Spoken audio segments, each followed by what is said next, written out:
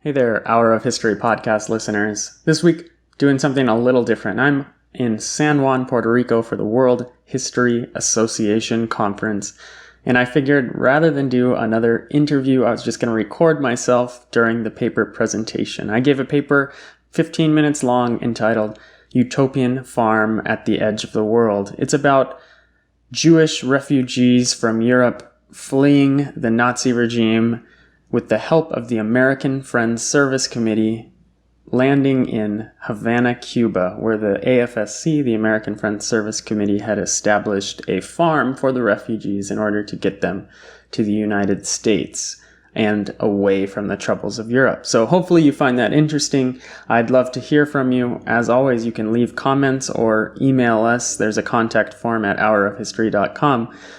I choose guests based on who you want to hear, so please let me know if you're interested in hearing someone interviewed on the Hour of History podcast. There's great recommendations at hourofhistory.com/recs, RECS, and a blog that comes out every Wednesday at hourofhistory.com/blog. Hopefully by now you've also seen the Minute of History, which is excellent YouTube content, just a minute of me talking about history. It's much shorter and there's some very fun graphics that come around. So please do check that out. Let us know what you think at hourofhistory.com. Thanks for subscribing. Thanks for listening. And please enjoy my conference presentation. On Hour of History, it's our world, anytime, anyplace.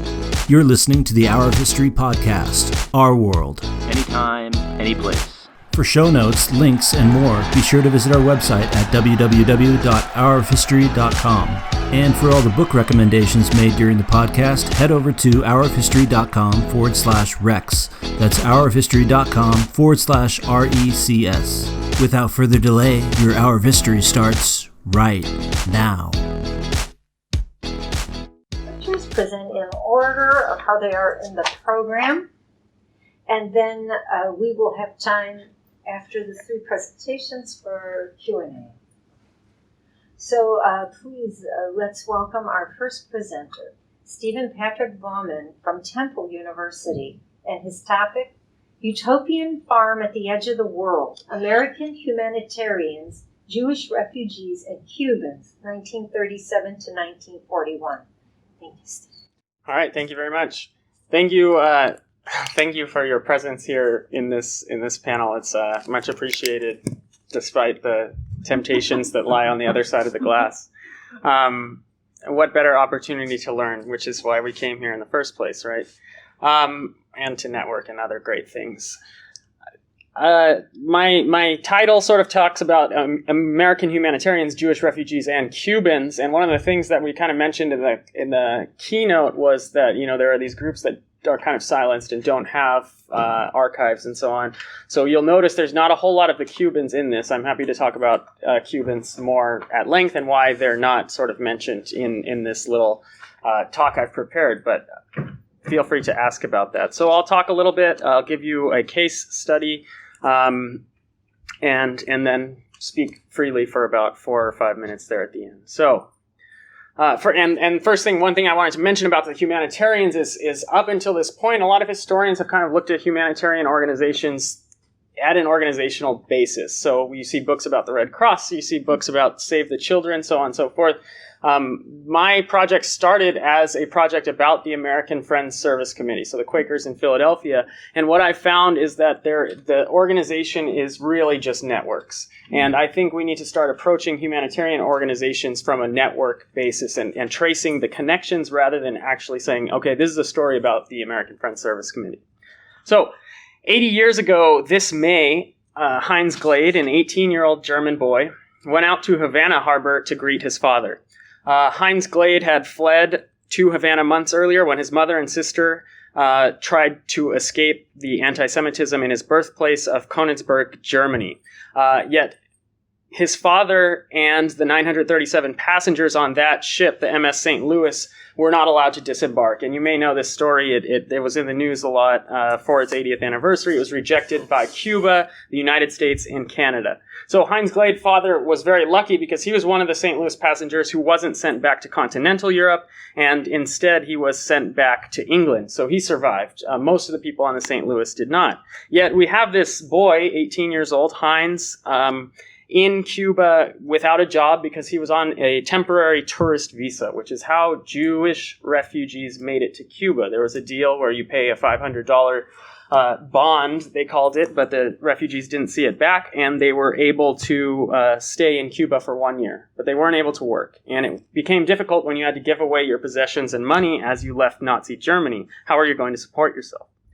By looking at the American Friends Service Committee refugee case file number 3536, that of Heinz Glade, one of 22,000 case files saved by the American Friends Service Committee, currently held by the United States Holocaust Memorial Museum, where I am a fellow, it is possible to trace the cross-cultural interactions between American humanitarians, Jewish refugees, and Cubans through the 1940s. Some of these case files start in mid-30s and they go on nearly to present day. But more specifically, by looking at this file, we're going to see how one refugee hostel on a farm in Cuba called the Finca Paso Seco served as a place of great importance for both humanitarians and refugees. The goal is that analysis of this farm will help historians to better understand how a small but important humanitarian organization carried out relief across the boundaries of both faith and nation. So, on February 19th, 1940, a volunteer for the American Friends Service Committee, the AFSC, a Quaker humanitarian organization, sat and compiled a character report on the Jewish German refugee Heinz Glade. He was born in 1920 in Germany. He was Jewish by both race and family background. And in his character report, the AFSC described him as a very fine boy, a distinctly scholarly type, a great reader, tidy in personal appearance and mental habits, logical in his reactions to what he reads and to life situations as well. This was a very favorable view. Not all case files have this much of a view, but it helped him get from Germany to Cuba and eventually to the United States. By looking at this case file, we can kind of understand how people make these transitions.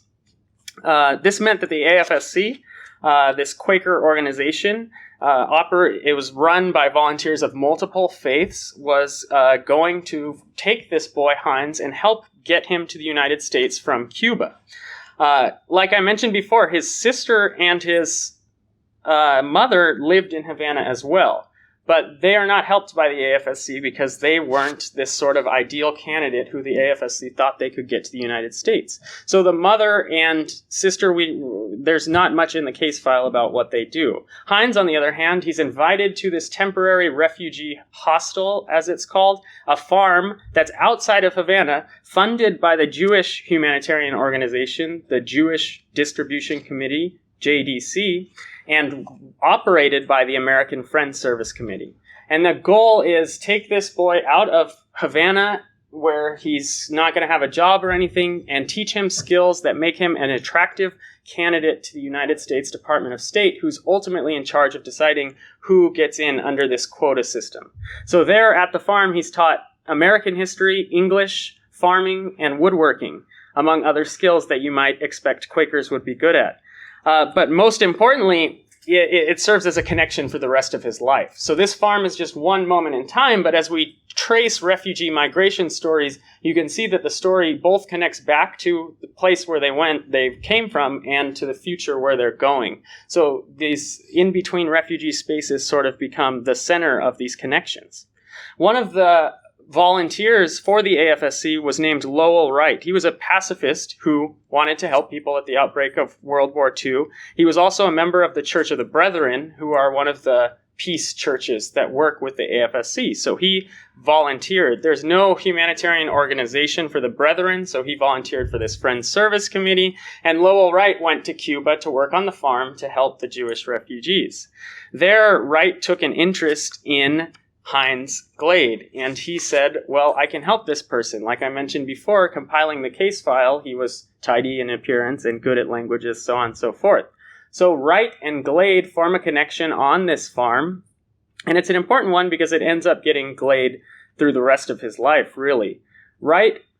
Lowell Wright, this aid worker in Cuba, sends out letters, writes to colleges, colleagues, church members all over the United States, and eventually finds that at Elizabethtown College, a Brethren college in southeastern Pennsylvania, they'll pay for Glade's tuition. Now, that's a huge sort of check in the immigration box for the United States Department of State to see that this person is not only speaking English, but going to go and get an education and be a productive member of society. So getting these sort of checks through the Department of State was kind of what the AFSC did really well. And you can trace these paper correspondences through a lot of these case files. Glade stays at the Finca until 1941, so almost 2 years he stays at this farm in Havana learning English and so on, before they finalize the paperwork to get him to Elizabethtown College. At the time, to get into the United States, there was no concept of refugee. It was just immigration, and you had to fall under the quota system. So X amount of Germans were allowed into the United States. It didn't matter if you were Jewish or not. What mattered was you had all your documents in order. So you needed an affidavit, you needed, sort of guarantor, someone to say this person's not going to become a public charge. You needed a job on the other side. And there's no standard of evidence. It's totally up to the Department of State. So we have stories, like Varian Fry in France, who are allowing a lot of people to get visas, and then they kind of get shut down by the U.S. Department of State. That wasn't the case in Havana. It was relatively slow, so no one took notice of it. Glade gets through because he has this connection to Lowell Wright, who connects him to a Brethren college. And this works out for Glade for the rest of his life because like I said, he was successful at school. So he had all these things going for him. He was young, he was good at languages, he was interested in becoming American, so on and so forth. And so he was successful in his college. After going to this Brethren college, which is a pacifist, religion, it's kind of ironic. Glade joins the military and goes to fight because he doesn't believe in pacifism after what he's seen. When he's discharged from the army, he gets his doctorate from the University of Pennsylvania, and he eventually accepts a job at the University of Manchester in North Manchester, Indiana, which is the home of none other than Lowell Wright. So this tiny town in Indiana becomes the center for these friends for the rest of their life. And Glade ends up living there long into his 90s. He's a professor there for almost 40 years. And his wife still lives there and is the leader of the library association there. That was Lowell Wright's hometown. So you see this kind of successful story that's created through these connections. Now, not all these case files are as successful as that of Heinz Glade. He was successful for a lot of reasons, both because he was noticed and taken an interest in by the humanitarian organization, and because I kind of mentioned he checked all those boxes. Because he was able to get to the United States, his mother and sister then are also able to follow him to the United States. They start in Philadelphia, which is the center of the Quaker community, so they have support long through the 1940s from the AFSC. In fact, his sister and his mother continue writing thank you cards, birthday letters to the Refugee Committee for the American Friends Service Committee long through the 1950s. And you can kind of trace this trajectory through the case file, and a lot of these files and folders are saved. So the question left is, that's a very nice story, and a lot of times at the Holocaust Museum, these are the kind of things that we like to put in the exhibits and talk about. It's nice to trace a case file where everything was successful. But in Cuba, there were over 6,000 Jewish refugees. At the farm, there were only about 40 people at any given time. The total amount of people helped through the farm, and they all get to the United States, is just over 100. So in a period of 2 years from 1939 to 1941, when the farm is in operation, only a little over 100 people actually make it through. That's 100 out of 6,000. In 1940 Cuba gets a new constitution and changes the immigration law. By 41, very few people are even able to leave Europe because the war has started. So we're talking about an extraordinary small population, and this is where the questions begin to bubble up. So how do the Quakers choose who they choose? And we can see it's gravitating towards these young males, and we start seeing trends like this. Almost everyone at the farm was male. The second sort of thing is how did they develop these standards? Well, why were they in Cuba? There's lots of sort of questions. Was that the best choice? And you can see as you unravel it, everything is tied to a long thread of humanitarian history. So the farm was the brainchild of Dr. Herta Kraus, who herself was a refugee and sociologist from Germany. She left Germany in 1933, and because she had experience with the Quaker programs in post-World War I Germany, she followed her Quaker connections to a professorship at Bryn Mawr. So she had been in Pennsylvania from the mid-30s working with the AFSC. And so when they needed someone who spoke German to communicate with the refugees who were trying to get to the U.S., they called up Herta Kraus. She ends up with several hundred case files helping the AFSC figure out how to get these people to the United States, which was just something that the Quakers wanted to do. So there are bits of this is who the Quakers are, and there's also bits of they're doing what they can when they can. When they can do it. And this is sort of how they develop the farm. The JDC, the Jewish Distribution Committee, says, we have a lot of refugees in Cuba and we have some money for you. Do you want to try a project in Cuba? And the JDC undergirds a lot of humanitarian relief through World War II. So there's a ton of interesting projects that you can sort of follow along this. The reason I'm looking at this situation too, and just a quick word about the Cubans, is because we have these three interactions. So the Quakers also have hostels in upstate New York. They have, projects like this in France and Portugal. But the France and Portugal ones are a little different because of the Spanish Civil War and because of Europe. Originally, I envisioned this as a case study approach, but it's just too complex. And if you look at all these, and this is what a lot of times humanitarian historians are drawn into, if you look at all of them at a case study approach, you tend to not do justice to each area, and you end up ignoring groups like the Cubans. So last year, I was in Cuba. I was looking for the farm. I said, hey, nothing in Cuba goes away, right? Because it doesn't change, because there's no development. But the farm is gone. It was turned into a public park in the 1970s. And so now the estate, like I said, they don't get rid of anything. So the estate is now Las Ruinas Restaurant. So there's a restaurant built on the former estate. But you talk to Cubans, and it's intentionally far away from the city, and it's intentionally far away from any Cuban communities. And the Quakers are upfront about that. They say we wanted to avoid any Hispanic cultural context in the Americanization process. Mm-hmm. So there's a lot to think there about this choice of putting it in Cuba, choice of removing it from Havana, and, this very select group of Jewish refugees. And I wrote a whole bunch of stuff out, and I ended up just talking anyway. So I'm happy to answer any questions afterwards, but I'll surrender my time.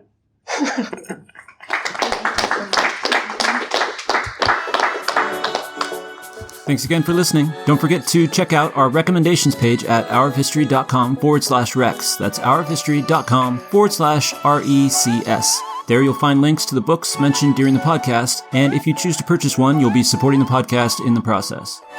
And if you still haven't gotten your fill of the Hour of History, make sure you head over to the Hour of History blog, found at hourofhistory.com/blog, with articles being released fairly often on topics relating to those covered in the podcast as well as others. With that, we conclude this episode and hope to have you back for the next one. Take care, and again, thanks for listening to the Hour of History podcast.